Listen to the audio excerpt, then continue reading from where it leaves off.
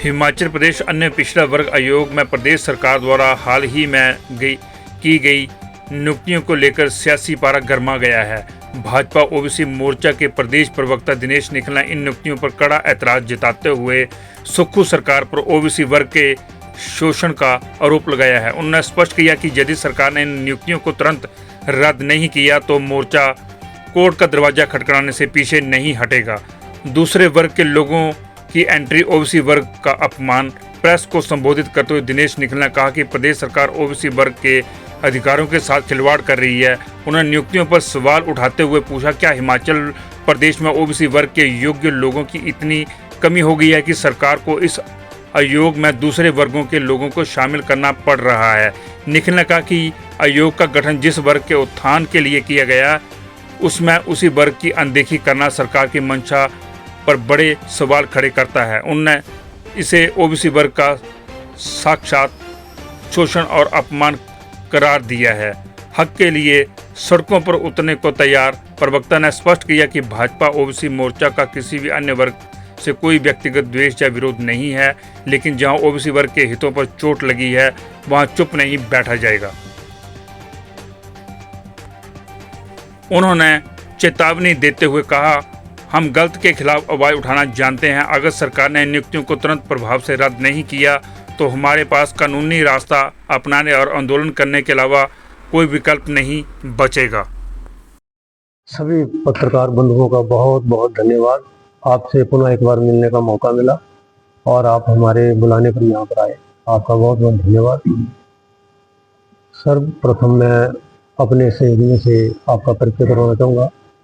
मेरे साथ में हमारे ओबीसी मोर्चा के प्रदेश के कार्यकारिणी के सदस्य बड़े भाई मलकीत दत्त जी, इसके साथ में हमारे प्रदेश कार्यकारिणी के सदस्य भाई रमन चौधरी जी, इसके साथ में हमारे 3 बार के ज्वाली मंडल के पूर्व में ओबीसी मोर्चा के प्रदेश मंडल के अध्यक्ष रहे भाई तरसेम चौधरी जी, और हमारे ओबीसी के नेता और मैरा पंचायत के पूर्व प्रधान बड़े भाई जीत चौधरी जी, ये हमारे साथ इस वक्त विराजमान हैं।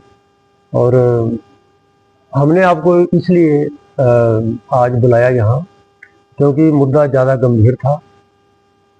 हमारा जो ओबीसी कमीशन है, जिसको कि हम हिमाचल अन्य पिछड़ा आयोग जो हमारा है, उसमें हाल ही में नियुक्तियाँ की गई हैं आयोग में, और वो जो नियुक्तियाँ हुई हैं वो उसमें अन्य वर्ग के लोगों को शामिल किया गया है, जो कि सीधा ओबीसी वर्ग के साथ सीधा शोषण हुआ है, जबरदस्त शोषण हुआ है और बहुत ही दुर्भाग्यपूर्ण है। मौजूदा सरकार ने ये जो नियुक्तियां की हैं ये बहुत दुर्भाग्यपूर्ण है। हमारा किसी भी वर्ग से कोई द्वेष नहीं है, कोई द्वेष भावना से हम लोग ये प्रेस कॉन्फ्रेंस नहीं कर रहे हैं। हमारी 2 दिन पहले हमारी वर्चुअल एक बैठक हमारे आदरणीय हमारे प्रदेश के अध्यक्ष श्रीमान रामलोक धनोटिया जी के निर्देशानुसार उनके आदेश हैं कि आपने पूरे हिमाचल प्रदेश में ये जो है ओबीसी की जो हमारे साथ जो शोषण हुआ है, ये इसके ऊपर आपने सबने अपनी जगह हर विधानसभा में ये प्रेस वार्ता करनी है। इसलिए हमने भी यहाँ ज्वाली में जो है ये स्थान रखा और बहुत दुर्भाग्यपूर्ण है। उनका आदेश था हमारे श्री रामलोक धनोटिया जी प्रदेश के अध्यक्ष, और बहुत दुर्भाग्य से मुझे ये कहना पड़ रहा है कि हर बार मौजूदा कांग्रेस पार्टी की सरकार में हर तरफ ओबीसी वर्ग का शोषण किया जा रहा है। अभी मैं कल एक खबर अभी आज के न्यूज में पढ़ रहा था कि हमारे जो आदरणीय मंत्री जी हैं यहाँ से चौधरी चंद्र कुमार जी, वो पिछले कल दिल्ली में एक ओबीसी कोई कार्यक्रम था बहुत बड़ा दिल्ली में, तो वहाँ पर गए थे और उन्होंने वहाँ पर ओबीसी के हित की बात करी।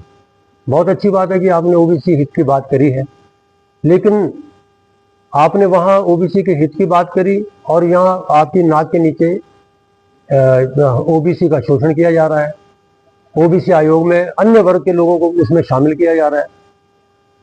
नियमानुसार जो ओबीसी वर्ग है, ओबीसी कमीशन है, उसमें ओबीसी के वर्ग के लोगों को ही शामिल किया जाना चाहिए। जैसे स्वर्ण आयोग है तो उसमें स्वर्ण के लोगों को ही शामिल किया जाता है, एससी योग है उसमें एससी वर्ग के लोगों को शामिल किया जाता है, ऐसा नियम है।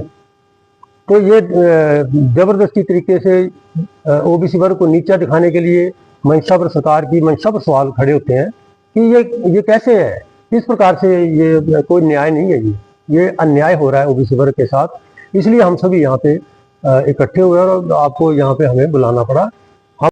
कांग्रेस की सरकार हिमाचल प्रदेश में जो है उन्होंने ओबीसी के साथ जो भी बद्दा मजाक किया है, मैं अपने समस्त ओबीसी कार्यकर्ताओं के साथ जो कि प्रदेश कार्यकारिणी में है, चाहे मंडल में है, चाहे जिला में है, जो भी हैं उनके साथ मिल करके इनकी बात का जोर परजोर से विरोध करता हूं, क्योंकि ओबीसी वर्ग को कठपुतली की तरह नचा करके इन बड़े नेताओं ने, जो नेता अपने भाषणों में अपने आप को ओबीसी का नेता बताते हुए, और उन्होंने दिल्ली में एक प्रोग्राम के अंदर अपने प्रोग्राम के अंदर ओबीसी वर्ग को आगे लाने की, उसके रिजर्वेशन के लिए क्वेश्चन किए, लेकिन उनकी नाक के नीचे जो हिमाचल की सरकार ने और हमारे ज्वाली से जो कृषि मंत्री जी हैं चौधरी चंद्र कुमार जी, उनकी नाक के नीचे सामने जो कि अपने आप को ओबीसी मोर्चा का हितकारी नेता समझते हैं, जिनके सामने ही अगर हमें ओबीसी मोर्चा वालों का शोषण हुआ है तो ये हमारा शोषण ही है। मैं माननीय कृषि मंत्री जी महोदय जी को बताना चाहता हूं, जे आप भी उसी ही टोली के सदस्य हैं जिस टोली के हम ओबीसी मोर्चा के सदस्य हैं। अगर हमारी बागडोर कोई ओबीसी मोर्चा, ओबीसी समाज का आदमी नहीं संभाल सकता है तो हमें किसी दूसरी समाज के हाथ देने के लिए, किसी दूसरे वर्ग के हाथ में देने के लिए कोई जरूरत नहीं है। इसका मतलब आप निहत्थे हो और आप कुछ नहीं कर सकते हो। मैं अपने ओबीसी वर्ग की तरफ से पुनः, अभी ओबीसी वर्ग वो पिछड़ा वर्ग नहीं रहा है, अभी दुनिया जागृत हो चुकी है। अगर हमारी कमांड राजपूत सदस्य से करवानी है तो ओबीसी हमारा नाम हटा करके हमें भी ओबीसी स्वर्ण वर्ग से जोड़ा जाए। जो जिसका हक है उसी को ही मिलना चाहिए। जो बद्दा मजाक हम करते हुए बर्दाश्त नहीं करेंगे। हम दिल से ओबीसी वर्ग के साथ हैं और ओबीसी वर्ग के जब हम हैं, हमारे 14 कास्ट हैं, 14 कास्टों में से जो कास्ट जितने भी नेता हैं, तो आप खुद देखिए हमारा ओबीसी वर्ग कहां जा रहा है। आप आज इसको खड्डे में धकेल रहे हो और इस्तेमाल कर रहे हो, सिर्फ वोट की राजनीति बना करके ओबीसी मोर्चे को आप इस्तेमाल कर रहे हो। नहीं तो आप जो जातिवाद है या मोर्चावाद है, इसको खत्म कर करके सभी को एकजुट कर दो। मेरा फिर से मैं जो कहना चाहता हूं कि हमारे कृषि मंत्री जी महोदय जी, आपने आपके होते हुए अगर ये ऐसा हुआ है तो आपको भी थोड़ा सा कुछ न कुछ अपने वर्ग के लिए सोचना पड़ेगा। ज्यादा ना कुछ कहते। हम लोग ओबीसी वर्ग के आगे बढ़ाना चाहते हैं, दिन रात उनके लिए मेहनत करना चाहते हैं, तो अभी उनको जागना पड़ेगा। ओबीसी वर्ग को सबको संगठित होना पड़ेगा और सबको इकट्ठे होकर के इसके ऊपर कार्रवाई करवानी पड़ेगी। नहीं तो आने वाले समय में ओबीसी वर्ग को बिल्कुल निराशा हाथ लगेगी। हमारे लोगों को एकजुट होना ही पड़ेगा। तो मैं ये कहना चाहता हूँ कि हमारा किसी भी वर्ग से कोई द्वेष नहीं है और बात यही है कि ओबीसी वर्ग को न्याय दिया जाए। ये बहुत बड़ा मुद्दा है और पूरे हिमाचल प्रदेश में आने वाले समय में इस मुद्दे को जोर शोर से उठाया जाएगा।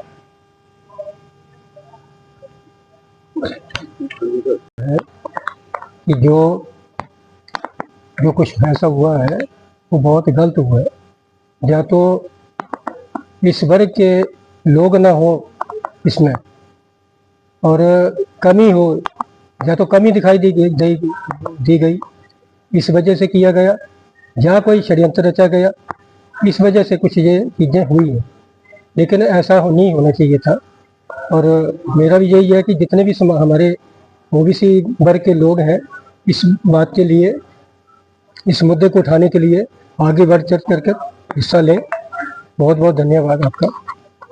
अगर कि जो ये आपने नियुक्तियां की हैं, अगर इनको तुरंत प्रभाव से आपने नहीं हटाया तो ओबीसी वर्ग आंदोलन की तरफ बढ़ेगा और कोर्ट का भी अगर जरूरत पड़ी तो कोर्ट का भी दरवाजा खटखटाया जाएगा, इसमें कोई शक नहीं है।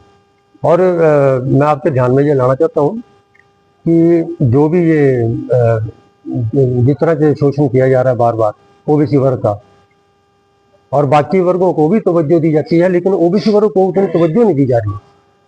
ऐसा क्यों किया जा रहा है सरकार के द्वारा? सरकार की मंशा के ऊपर सवाल खड़े होते हैं। तो जो हमें आदेश मिले हैं अपने अध्यक्ष जी की तरफ से और पार्टी की तरफ से, मैं स्पष्ट कहता हूँ कि अगर ये नीति रद्द नहीं होती है तो आने वाले समय में इसको बड़ा मुद्दा बना करके पूरा आंदोलन किया जाएगा। अगर कोर्ट की भी जरूरत पड़ी तो हम कोर्ट का भी दरवाजा खटखटाएंगे।